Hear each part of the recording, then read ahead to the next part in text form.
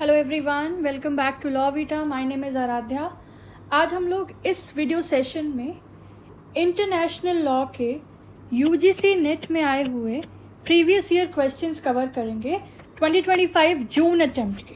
ठीक है, हम लोग सारे क्वेश्चंस कवर करेंगे, मैं उनके आपको करेक्ट आंसर्स बताऊंगी एंड इस प्रोसेस में आपको ये समझ में आएगा कि किस टाइप ऑफ क्वेश्चंस, किस तरह के क्वेश्चन रिसेंटली यूजीसी नेट इस सब्जेक्ट से पूछ रहा है। और ऐसे एक एक करके मैं आपको हर अटेम्प्ट के क्वेश्चंस जो है डिस्कस करूंगी अलग अलग वीडियो सेशन में। उसके लिए चैनल से जुड़े रहें।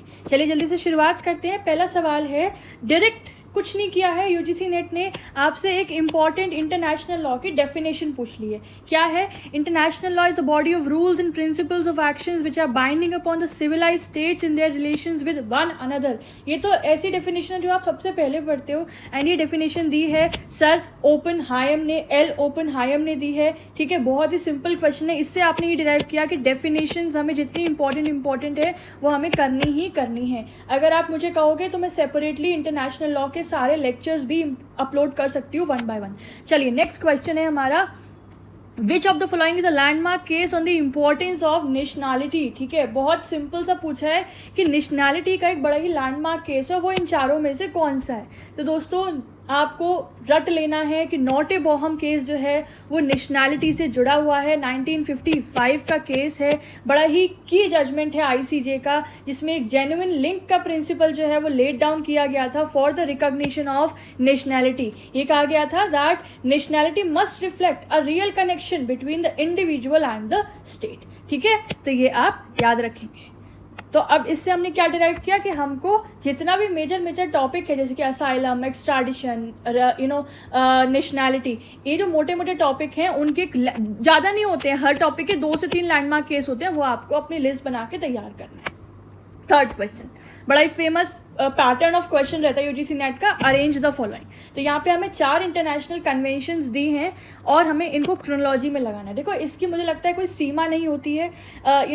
देखो इंटरनेशनल लेवल पे इन्वायरमेंट से जुड़ी हुई हो, चाइल्ड वेलफेयर से हो, रेफ्यूजीज से जुड़ी हुई हो, वुमेन से जुड़ी हुई हो, इतनी सारी कन्वेंशंस एंड ट्रीटीज हेल्ड होती हैं कि मैं ये कहूँगी सब तो याद कर पाना मुश्किल होता है, बट फिर भी आप प्रीवियस ईयर से डिराइव करो कि वो किस किस एरिया ऑफ टॉपिक से कन्वेंशंस कवर कर रहे हैं। तो एक ये पहला हमारा मेंशन किया है बायोलॉजिकल वीपन्स कन्वेंशन। तो बायोलॉजिकल वीपन्स कन्वेंशन दोस्तों हुई थी 1975 में।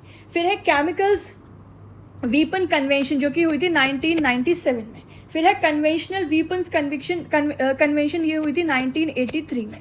और ओटोवा कन्वेंशन हुई थी 1999 में। इससे आप अरेंज कर लो, सबसे पहले ये है ए, सी, फिर बी और फिर टी। तो इसका आंसर है ऑप्शन नंबर 2।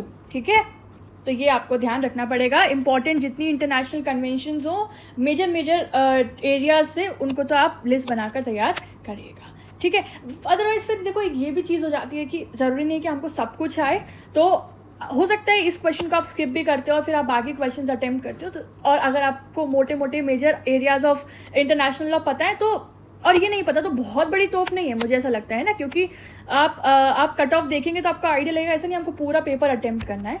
ठीक है, बट फिर भी आप याद रखिएगा। चलिए next question is, which of the following decisions are related to extradition. काफ़ी ज़्यादा सेकंड क्वेश्चन की तरह है, जैसे इसमें स्ट्रेट फॉरवर्ड पूछा कि नेशनैलिटी का लैंडमार्क केस क्या है, और यहाँ पे हमसे एक्सट्राडिशन के लैंडमार्क केस की बात की जा रही है। तो दोस्तों सावरकर का केस, अबू सलेम का केस, कैस्टियोनी का केस, ये तीनों ही केस, इवन मुनीर का केस, ये तीनों ही केस जो हैं वो एक्सट्राडिशन से जुड़े हुए हैं। लेकिन पैक्विट हबाना का केस एक्सट्राडिशन का नहीं है। पैक्विट हबाना का जो केस था वो बेस्ड था कस्टमरी इंटरनेशनल लॉ पे। ठीक है, एक्सट्राडिशन से जुड़ा हुआ नहीं था। तो इसका ऑप्शन है ए, B, C, D.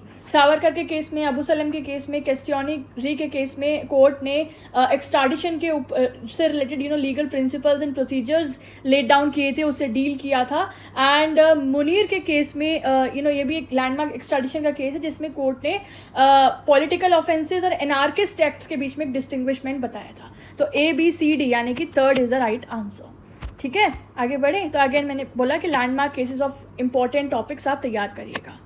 Next question here is, यहाँ पे हमसे कुछ इंपॉर्टेंट फेमस ऑथर्स के नाम दिए हैं इंटरनेशनल लेवल पर, एंड यहाँ पे हमें कुछ टाइटल ऑफ बुक्स दिए और हमें बताना है कि किसने कौन सी बुक लिखी है. तो जनरली ये मोस्ट टफ क्वेश्चंस में से आते हैं, people generally not being able to solve them. आप कितना पढ़ोगे, है ना, बट फिर भी प्रीवियस ईयर के माध्यम से एक बार देख लो, हो सकता है कभी रिपीट हो जाए, वी नेवर नो. तो देखिए मैं आपको यहाँ आंसर बताती हूँ. राइनर आर्नल्ड ने लिखी है culturalisation of human right law. Okay. Vandana Shiva की बुक है biopiracy the plunder of nature and knowledge. Lenzerini Federico is associated with the universalism of human rights, and Emily Crawford and Alison Pert wrote international humanitarian law. क्योंकि आपने देखा होगा international law में एक topic रहता है हमारा ह्यूमैनिटेरियन लॉ, तो ये उसी की सारी फेमस बुक्स हैं और उसी पे ही क्वेश्चंस पूछे गए हैं. तो ऐसा नहीं है कि बहुत आउट ऑफ द बॉक्स करके आ गया है. तो इसमें पता चलता है कि पैटर्न ऑफ क्वेश्चन क्या है, कि यूजीसी नेट इंपॉर्टेंट बुक्स से भी क्वेश्चन पूछ सकते हैं. तो इस तरीके से जूरिस्प्रूडेंस की कुछ इंपॉर्टेंट बुक्स हो गई, इंटरनेशनल लॉ की कुछ इंपॉर्टेंट बुक्स हो गई, जो ज़्यादा फेमस रही हो उनकी आप एक लिस्ट तैयार कर सकते हो. ठीक है, चलिए next question is again match the following. बहुत सिमिलर काइंड ऑफ क्वेश्चन था ये, जिसमें फिर से ऑथर्स के नेम दिए एक साइड और एक साइड टाइटल ऑफ बुक्स दिए, और ये भी ह्यूमन राइट्स की बुक पे मेजरली बेस्ड है आई थिंक. चलो, जे डॉनहेली एंड डीजे विलार ने लिखी है इंटरनेशनल ह्यूमन राइट्स की बुक. ठीक है. एल राजनानी एंड जे पील ने लिखी है Oxford handbook of international environment law. Karnika Seth ने लिखी है computers, internet and new technology laws. And J Gibson ने लिखी है patenting law. So this is straightforward. A का 1, बी का 2, सी का 3, डी का 4. Alright, next question is it's again a match the following, जिसमें हमें यहाँ पे कुछ लीगल मैगजिम्स दी हैं, सारी ही इंटरनेशनल लॉ से जुड़ी हैं, एंड यहाँ पे हमें उनके मीनिंग दिए हैं, and we have to match them. ठीक है. तो देखो सबसे पहले मैं जाती हूँ यहाँ पे जस्ट कोगेंस सबसे इंपॉर्टेंट, और ये तो मतलब इंटरनेशनल लॉ जिसने पढ़ा उसको उसका मीनिंग पता होगा. इसका मतलब है द प्री एम्प्ट्री नॉर्म्स. ठीक है. पेक्टा संट सर्वेंडा, ये हम लोग कहाँ पढ़ते हैं, सोर्सेज ऑफ इंटरनेशनल लॉ में पढ़ते हैं. इसका मतलब है agreements are to be respective और agreements are to be kept. ठीक है. तो बी का 2, सी का 3. अब मैं ये कहती हूँ अगर मुझे ये 2 भी याद है तो शायद मैं इसका आंसर डिराइव कर पाऊंगी. बी का 2 एंड सी का 3, देखो इसी में है सिर्फ. बाकी देख लेते हैं. एर्गा ओमनिस का मतलब है relations to all, and rebus sic stantibus का मतलब है essential circumstances must remain unchanged. ठीक है. तो इसका करेक्ट ऑप्शन हो गया 3. इससे हमको ये डिराइव करा कि हमको इंटरनेशनल लॉ के इंपॉर्टेंट मैगजिम्स का एक लिस्ट तैयार करना है. मैंने कहूँगी बहुत सारी, मुझे लगता है 10-12 होंगी, और उनके मीनिंग्स आप पढ़ लेना. वैसे तो ये 2 मैंने कहा ना मोस्ट फेमस है, ये 2 भी बता दी तो आप आंसर डिराइव कर सकते थे. Okay. Next question, 8th question is the Estrada doctrine dealing with the recognition of states in government is primarily related to which country. ठीक है. स्ट्राडा डॉक्ट्रिन हम सब पढ़ते हैं रिकॉग्निशन के चैप्टर में, जो कि रिकॉग्नाइज करती है the recognition of state and government as. तो ये जो डॉक्ट्रिन है ये प्राइमरली किस कंट्री से एसोसिएटेड है. तो गाइज स्ट्राडा डॉक्ट्रिन जो है दैट इज अ की फॉरेन पॉलिसी प्रिंसिपल है. किस कंट्री का, मैक्सिको का. तो ये मैक्सिको का की फॉरेन पॉलिसी प्रिंसिपल है, इसलिए इसका करेक्ट आंसर है मैक्सिको. ठीक है. एंड आपको पता है ये जो स्ट्राडा डॉक्ट्रिन का जो नाम है ना, ये मैक्सिको के उस वक्त के secretary of foreign affairs Genaro Estrada के नाम पे रखा गया था.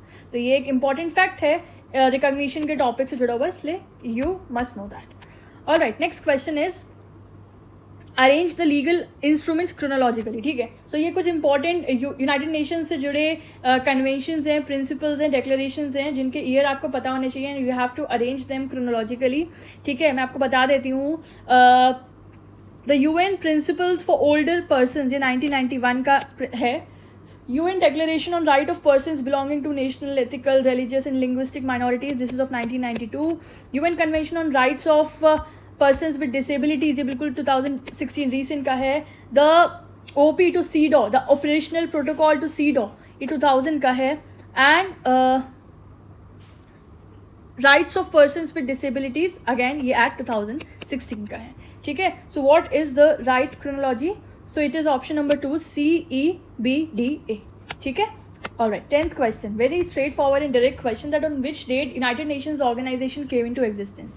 कब United Nations Organization existence में आया? So very simple, it came into existence on 24th October of 1945, जब UN Charter जो है वो ratify किया गया था by the majority of its signatories. Okay, 11th question.